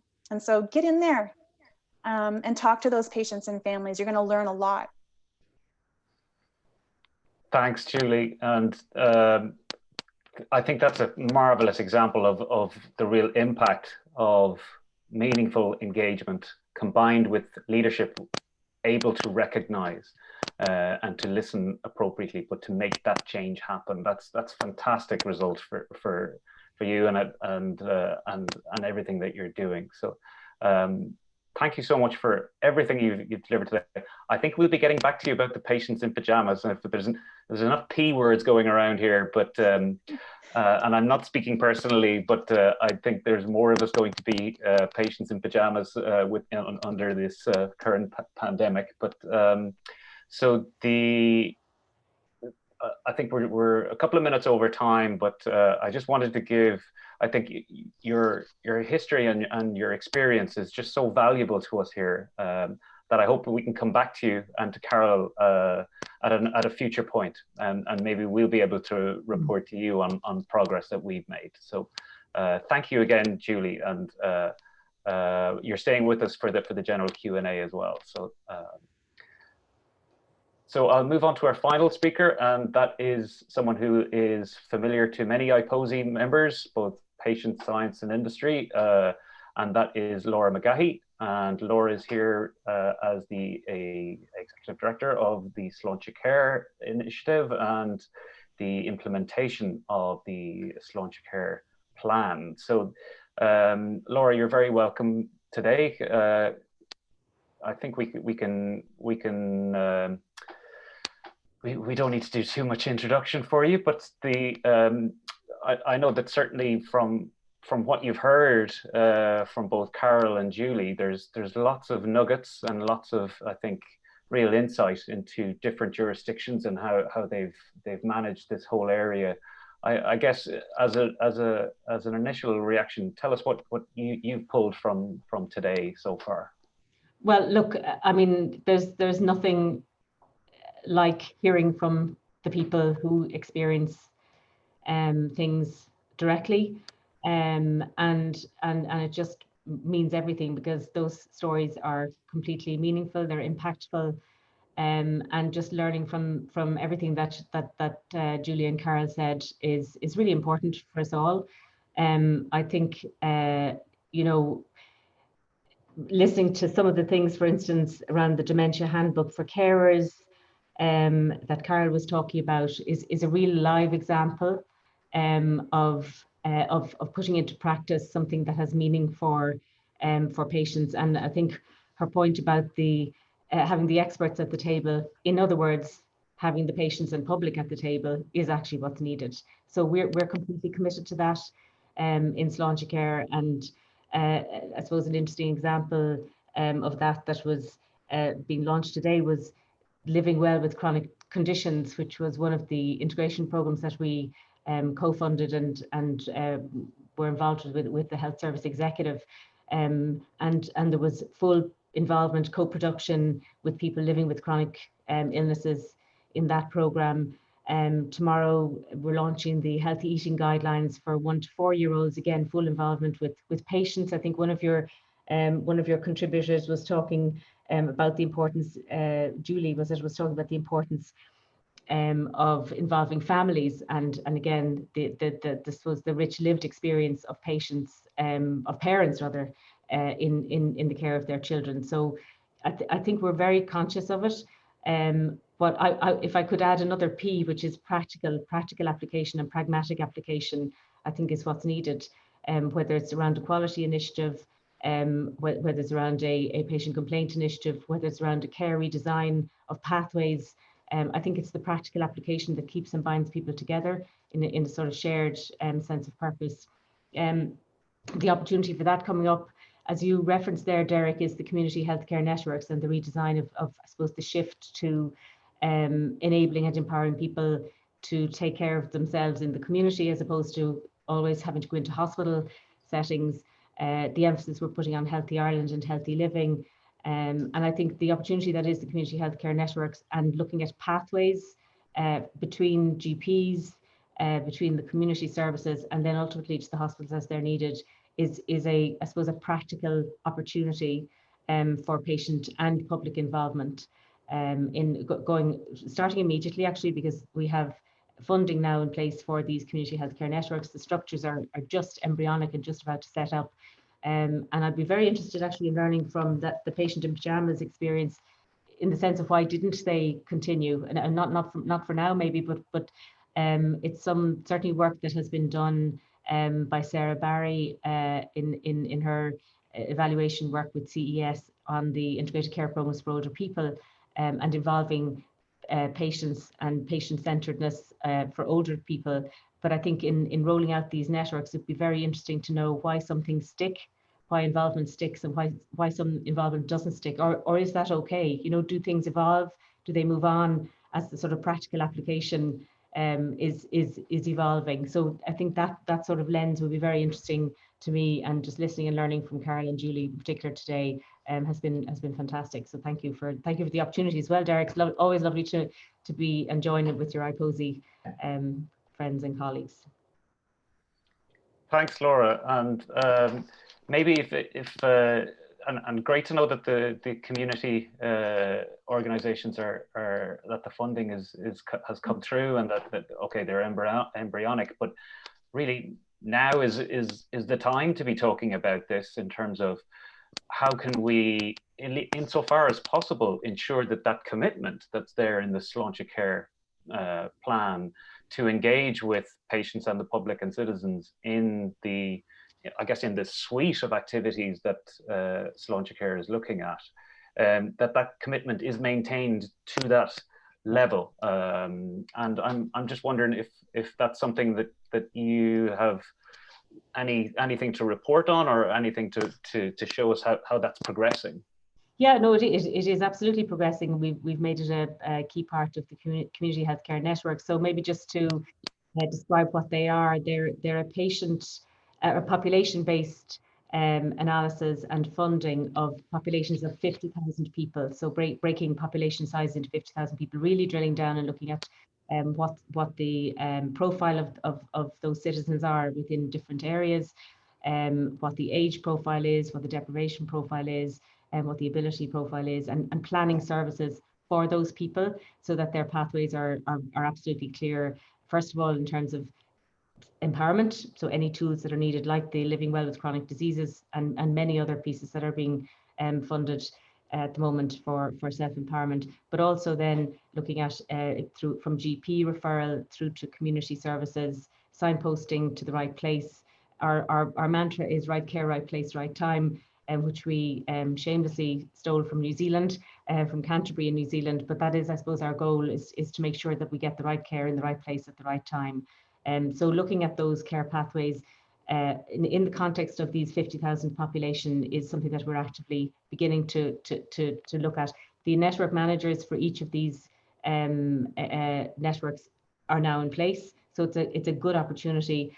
The GPs through the ICGP are very interested in this healthcare pathways concept. They zoom in all through the pandemic. They zoomed in every week up to 1,000 GPs, and we had 700 on a healthcare pathways demonstration about 4 weeks ago, and we've got widespread buy-in for this concept. So I think there's a lovely opportunity now to work out how we involve patients in a proactive way. As I said, it's already happening through programs like the Integrated Care Programme for Older People, the Integrated Care Programme for Chronic Diseases, but there's definitely other applications that it should and must take place in. So it's a great time, I suppose, to be planning, and the seeds are sown in that regard. Great, and I'll just say that something that that we've engaged with Laura in the more recent past is about, I guess, the balance that needs to be struck between equality and equity, and making sure that we in the changes that Sláinte Care is implementing, that those maybe lesser heard voices are not left out as maybe in previous reform efforts, where I'd probably admit that the reform agenda, many patient groups, particularly the smaller ones, didn't see their agenda as part of that. So I'm just wondering, has there been any kind of thought or process about how we can really include those voices in this agenda? There has, but I think we can do more, and I think we really welcome the opportunity you give to us today. So we've had initial discussions with Health Reform Alliance, with Volunteers Ireland, with other people, especially through the Healthy Ireland brief that's come in under me in the last 3 weeks. So we've great opportunity now to look, I suppose, at the wider determinants of health as well, Derek. So we mentioned earlier the Integrated Care Programme for Older People. Now we're working with local authorities in terms of the housing agenda, and houses being an enabler of people staying healthy and well in their own homes. And what does that mean, not just in the health space, but also in the environmental space. So I think we have the opportunity to look at health in its broadest sense, which is a fantastic opportunity. But back to the point of trying to pull together on a more kind of policy basis, let's say, a wider spread understanding of what it means to have public and patient involvement. We're very open. I think Gráinne Healy, who's heading our citizens and staff engagement work stream, has been in touch with you. We're very interested in collaborating, and with other people. Like, there's a lot of people interested in this. So obviously HICWA are interested. The Health Research Board have just put a call out again as to formulating what does PPI mean. The National Patient Safety Office, the Independent Patient Safety Advisory Council. So there's a lot of different people who are very, very interested and actively involved in this. And we would be quite open if you thought there was an appetite for it to convene a wider group. I think you had a session with Deirdre Madden earlier in the summer, which was really good.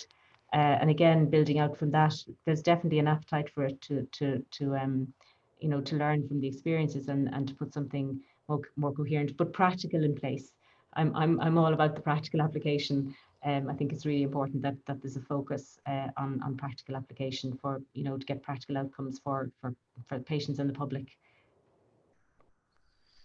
Great, thanks, Laura. I'm going to allow. I think I've been told in the past that I let people speak for too long, so I'm going to be quite good time-wise in this particular session. So it's just gone 4:30, and I know we've been on this for an hour and a half, but I found it absolutely fascinating. But I think we'd like to open it out to a more broader discussion about the patient and public involvement in Ireland, and how we can, I guess, bring a coherence to that, because certainly from my Posey's perspective, it's certainly a busy space, and it's an increasingly busy space. But without that kind of national overview, it's going to remain kind of in those kind of little pockets, and as I mentioned, another P word. So I'll go to the Q&A. There's some questions coming in, and they're I'll direct the questions to Laura first, actually, because some questions are coming in specifically for you. So there's one from Vicky McGrath of Rare Diseases Ireland. Hi, Vicky. So it's, how do you profile the people living in a region with respect to care needs when there is no electronic health data? So there are 300,000 people living with rare conditions that are mainly hospital-based and need to have their care moved from the hospital into the community. They are currently developing care pathways for some of these conditions. So the question is, how do we future-proof this work? Well, we need a data lake of all of the different sources of information that exist. The e-health, so we've had recent reorganization within the Department of Health, and the two portfolios that have come in directly under Sláintecare now are the e-health portfolio and the Healthy Ireland portfolio. So I'm getting my head around the whole shared care record. We've a data agreement just reached, and research reached now with the GPs that we're going to be funding, which is going to be really fantastic.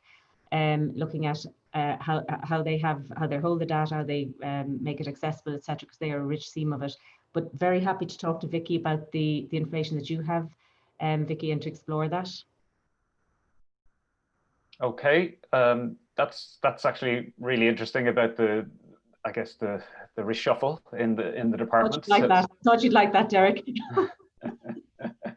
But actually, just on the GP for research one, is that essentially the ICGP data that's there? So there's now going to be a plan for how that can be shared, is it? Or yeah, well, it's I suppose they're very again, it's like these research pieces that are dotted all around the place. So it's trying to pull together the information in one place. And so we're going to fund, I can't remember the number, 3-4 maybe positions with the ICGP to gather data from GPs all around the country, those who want to be involved in it, but there is an appetite for it, and pull together the learnings. So for instance, we again, through the Integration Innovation Funds, which I know you're familiar with, Derek, and we've funded 5 social prescribing projects around the country. One of which is looking at the results in quite a bit of detail and from a research perspective. And today there was another virtual launch of the guidelines to establishing what, how will we evaluate this social prescribing. But the GPs are a massive source of data for that and want to share that with us. So it's a matter of actually, and they're interested in the health pathways, monitoring what the impact of those will be when we streamline the care pathways. For instance, are there too many people being referred to the wrong place? In other words, that there's more information being demanded when somebody's referred to some place, and that the referral isn't straightforward to get in. So lots and lots of interesting work going on in that space that I think will be of interest to you and your members as well. Definitely, and I think that certainly in that whole data space, it's something that IPOSI is prioritizing going forward. And if what I'm taking from what you're saying, if Maurice O'Connor is no longer the e-health guru that he previously was, I'd be interested to see how that is going to implement over the next few years. One of the things that we've obviously that our members are really interested in is the whole area of registries. And there's a question coming in from Louise Hopper in DCU about a strategic direction around how patient registries can be not just maintained, but encouraged to be developed, and that a strategic oversight of registries is something that's going to be key as part of any e-health initiative in Ireland. Is there any progress in that particular area? I should just correct you. Maurice will always be an e-health guru, so I don't. no disrespect at all. Couldn't allow that to pass. And Maurice maintains health intelligence. So I'm looking at the e-health, so shared care record, etc. But yeah, 50 different big huge pieces, but Murish retains health intelligence. I stand corrected. Yeah. So and he's a fantastic colleague. So on the registries, I don't know the answer. I'm just going to be perfectly honest. I know that there are different views about, you know, does one person, somebody with a chronic disease very often has more than one chronic disease? Are they on one registry? Are they on 2 or 3? So I know there are issues around the registries, but again, happy to have a conversation offline and to understand what the issues are. Yeah, I mean, it touches on a lot of the things that we're looking at, particularly in rare diseases as well, where the use of clinical terminology and SNOMED, CT and things like that very often, again, people with rare conditions are actually not getting captured as part of that, and so yeah, there's lots happening around that shared care record as well. So would be happy to engage with you on that. The latest question coming in is from Dara Frawley. Dara's asking about the timeline for the move to regional health areas. It's still planned for 2022. Well, Dara, it's a great question.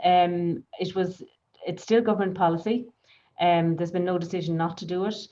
The truth is, it was put on pause during COVID. So we had there was a government decision in fact it was July last year, that within a year we would go back to government with a business case for the regions. But it literally, the work just went out the window in January, when everything started becoming clear that there was a bigger game in town.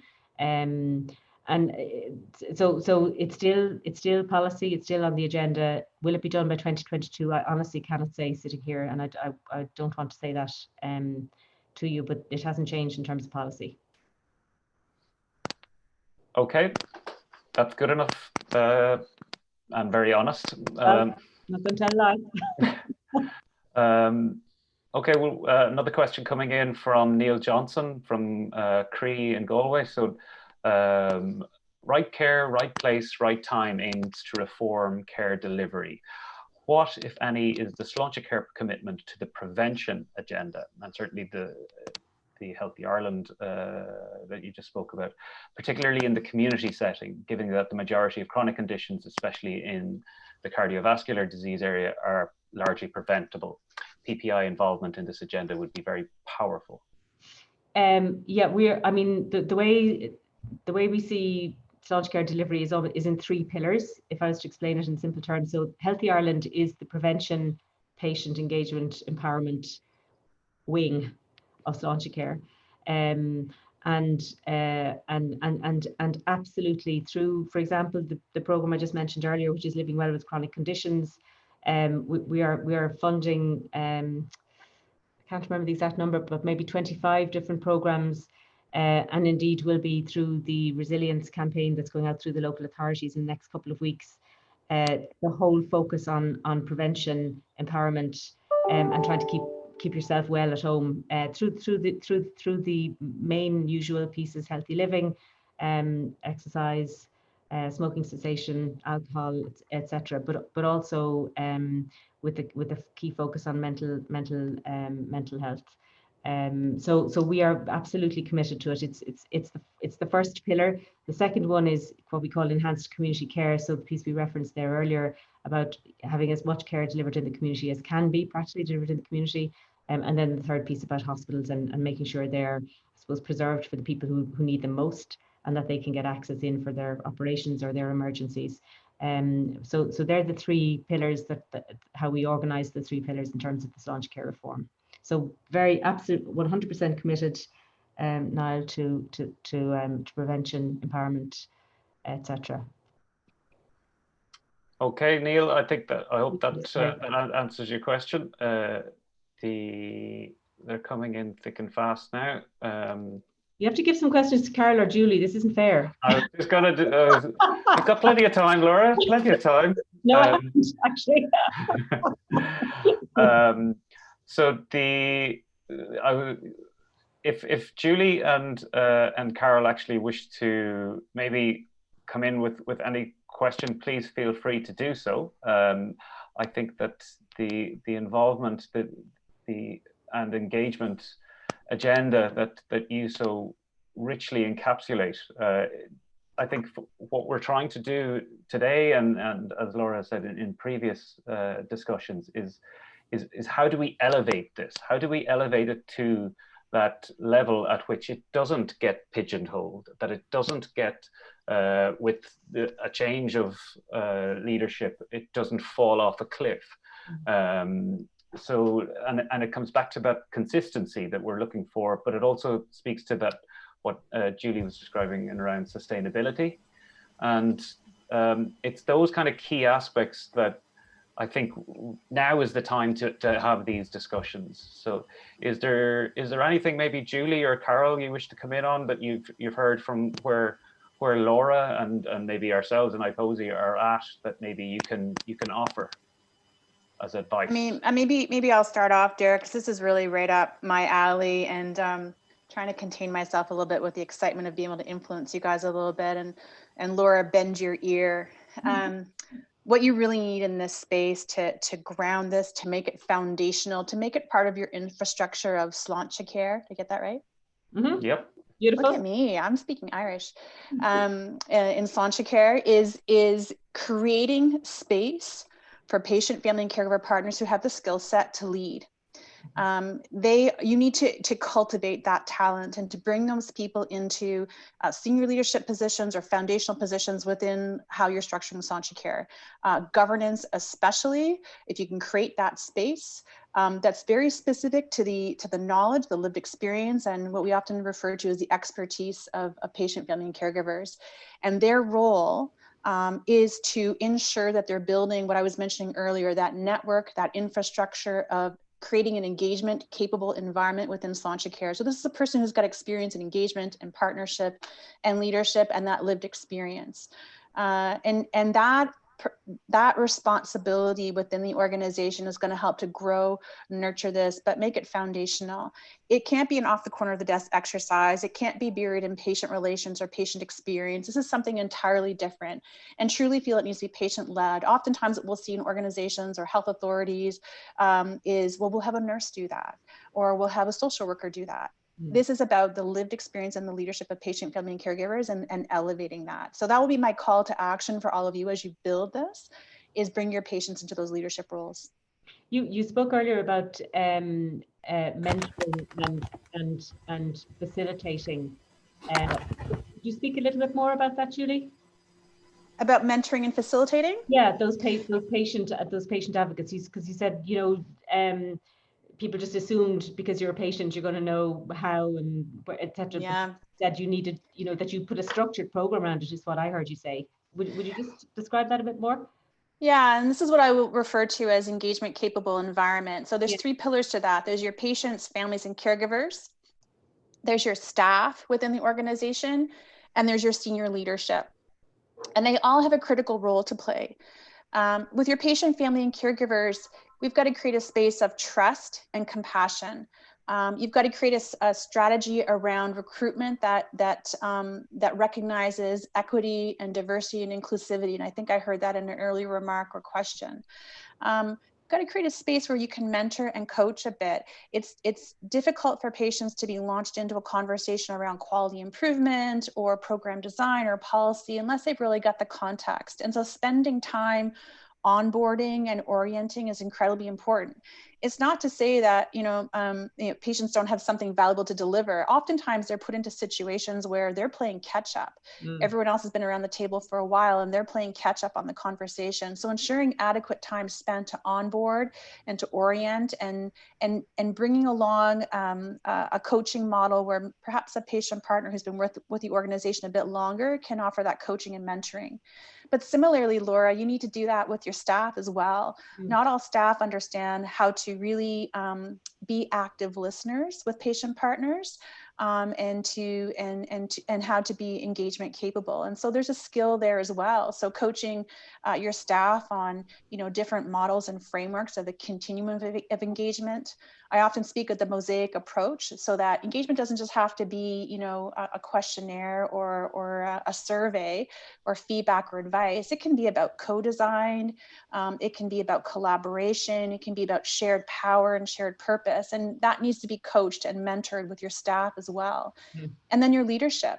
You know, what have you embedded as your fundamental strategic goals for the organization? What are your values as an organization? How are those being stated? What do your performance measurement frameworks look like? And is patient engagement partnership part of those? Is patient experience part of those? So those would be, you know, just very briefly, some of the things that you might want to be considering as you construct Sláinte Care and thinking about what is an engagement capable environment for this organization as a healthcare system. No, that's really interesting. I mean, a good piece of the thinking has been done. You're probably not familiar with the way the executive arm of the health service is the health service executive. So the conversation that you were talking about earlier, Derek, with Deirdre Madden would be a key part of that.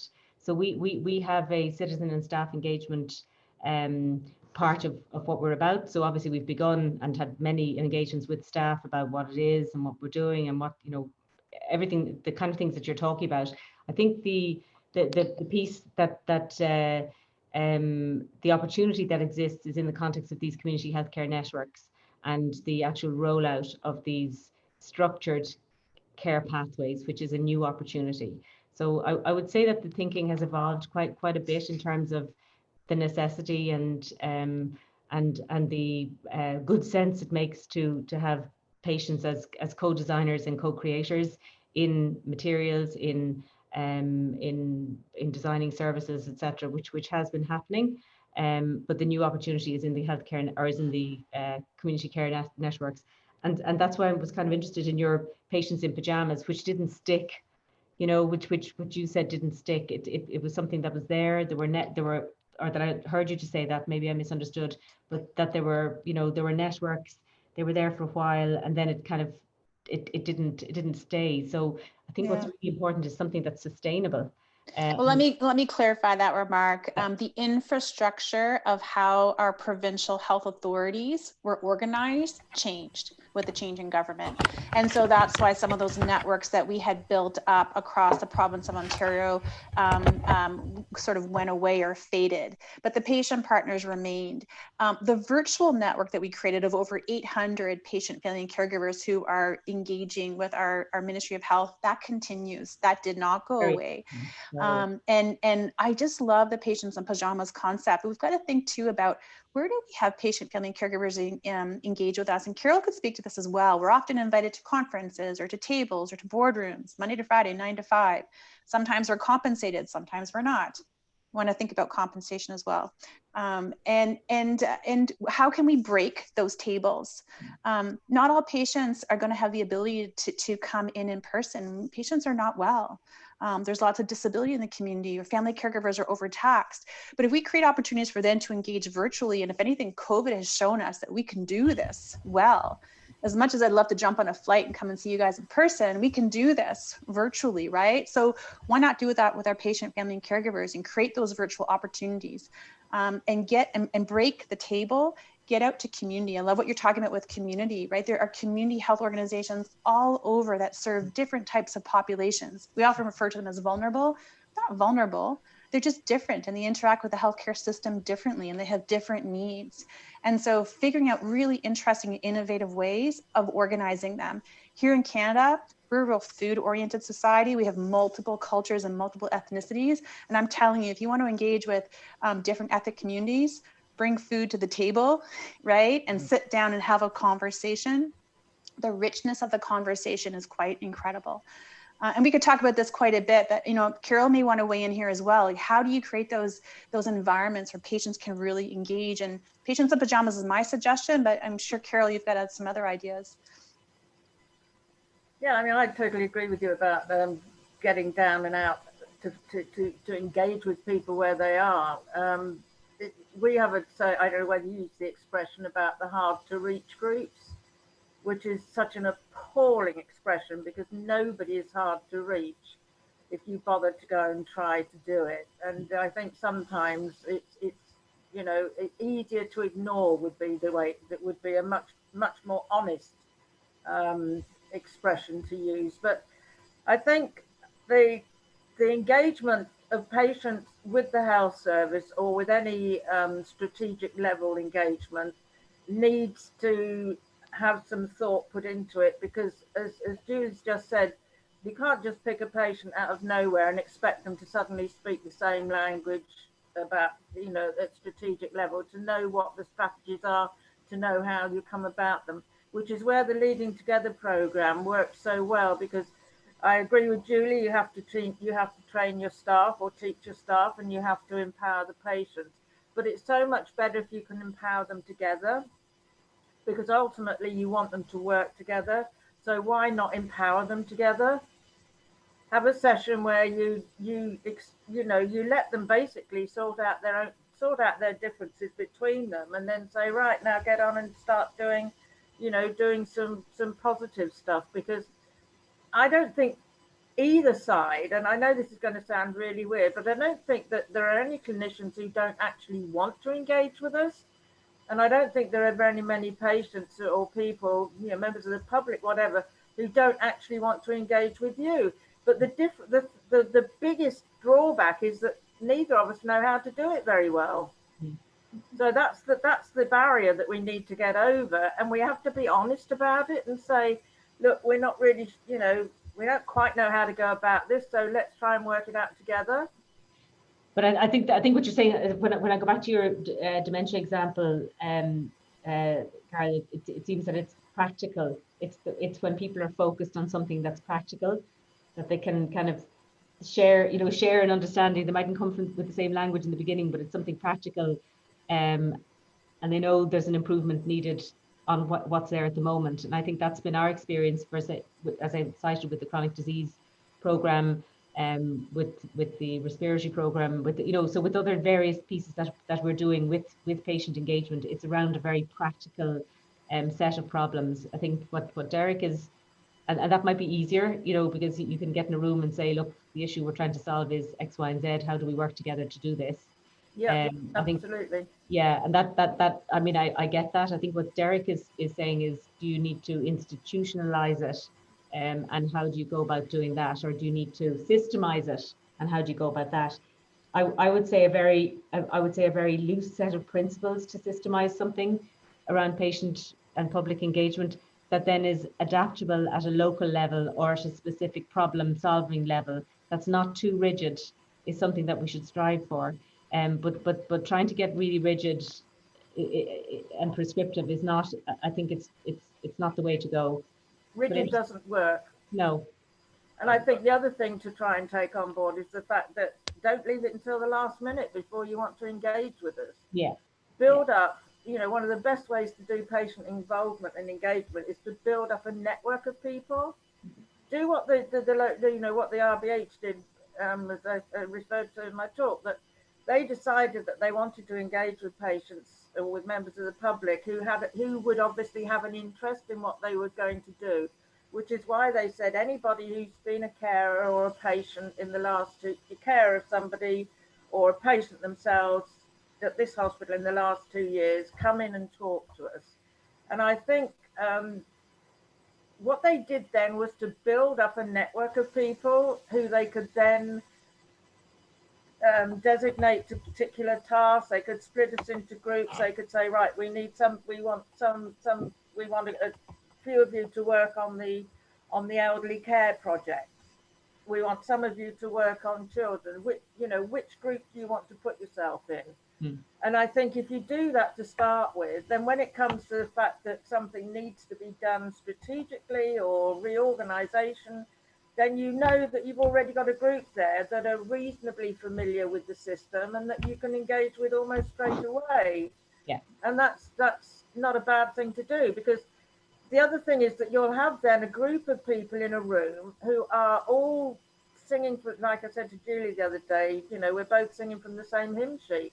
I think actually all of us are singing from that same hymn sheet. It's just that, some of us haven't got a very good singing voice. But I mean, but what we found with the RBH system was that we ended up chatting to each other about things and saying, what do you think about the fact that so-and-so, that maybe we could do something about that? And then ideas started.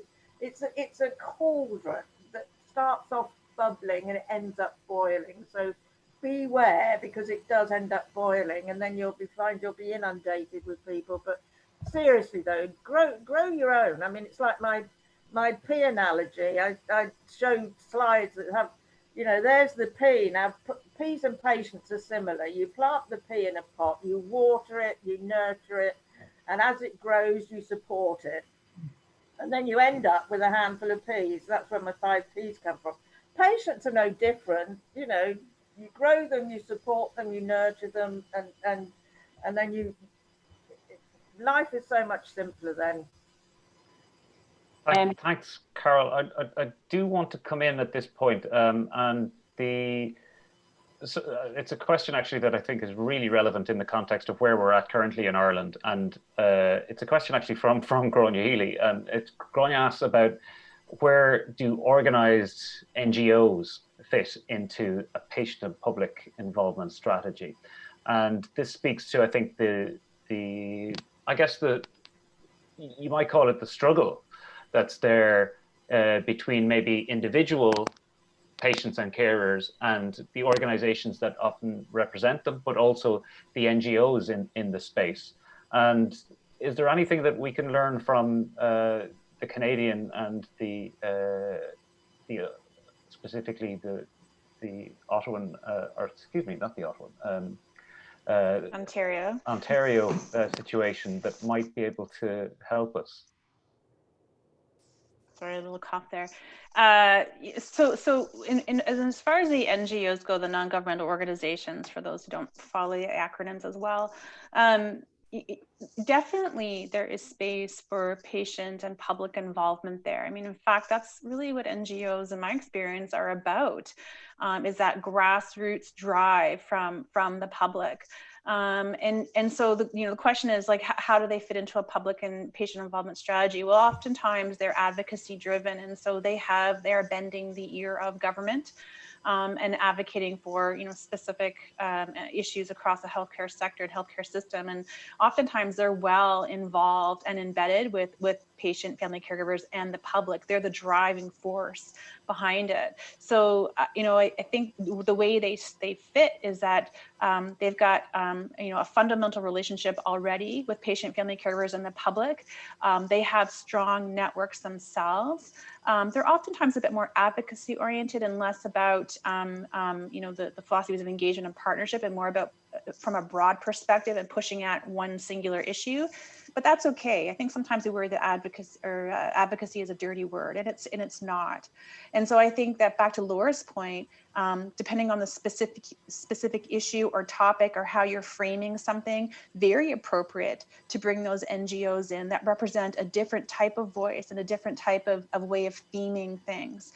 And certainly in my federal government experience, we would always work with our non-governmental organizations across the country in a federal, provincial, territorial framework. We would definitely bring in NGOs into those conversations, ignoring them sort of at your peril, right? So they're a different type of engagement community. They're a different type of patient, family, and caregiver sort of presence, more advocacy oriented, but still incredibly important to this overall sort of systemic approach to involvement and engagement, in my opinion.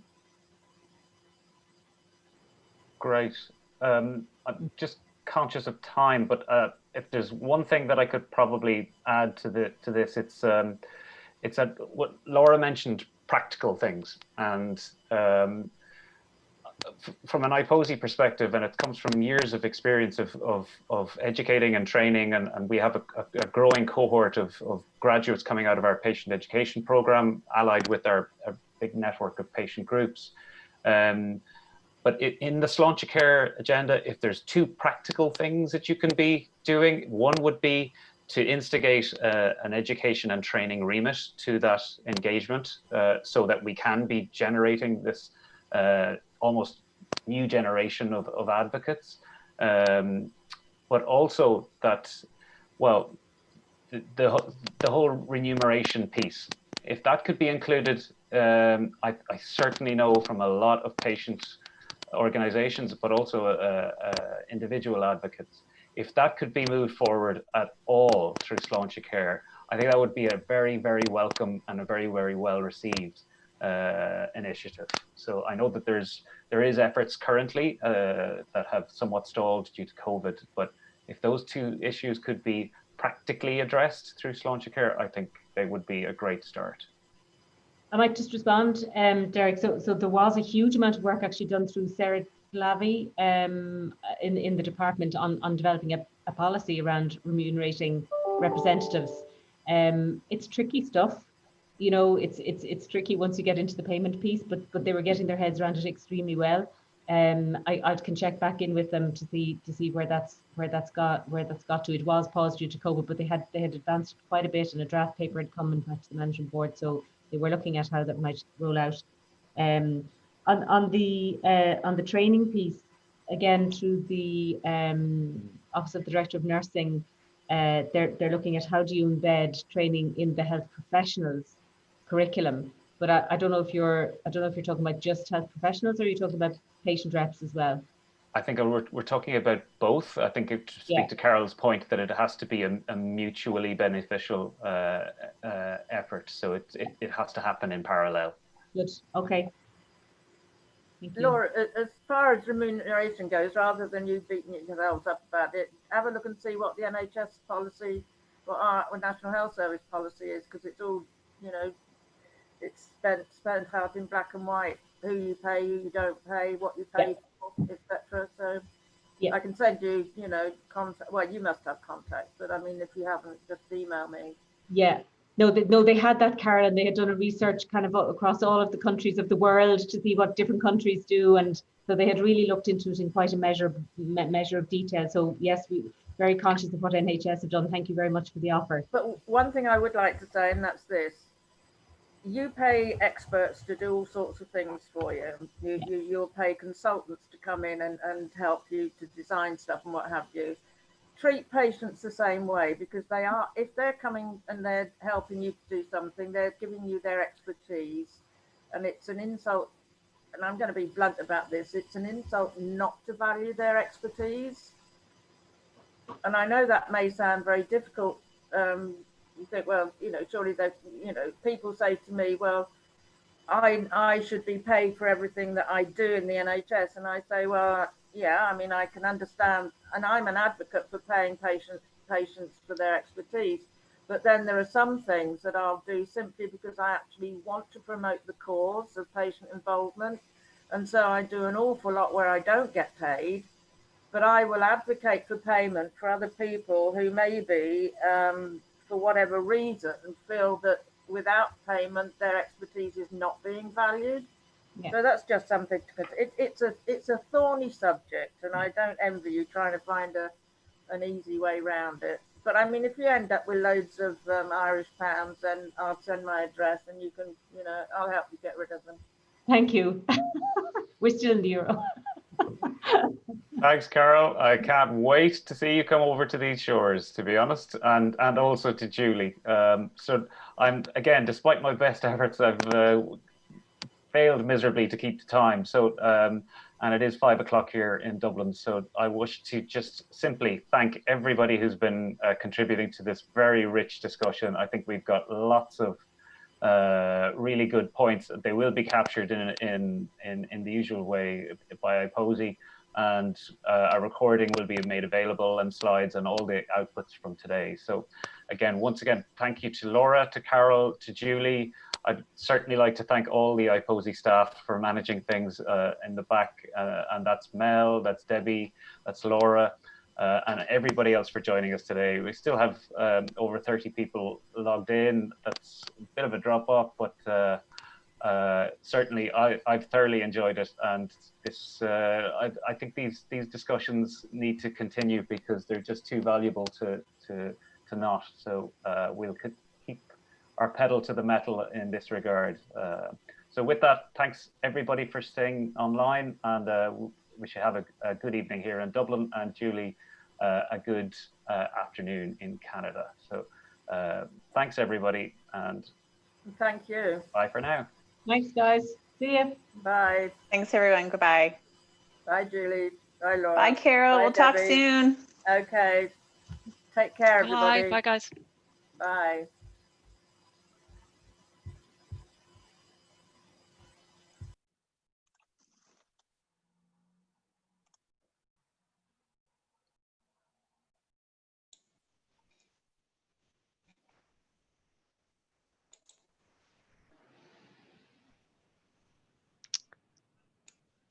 Are we alone?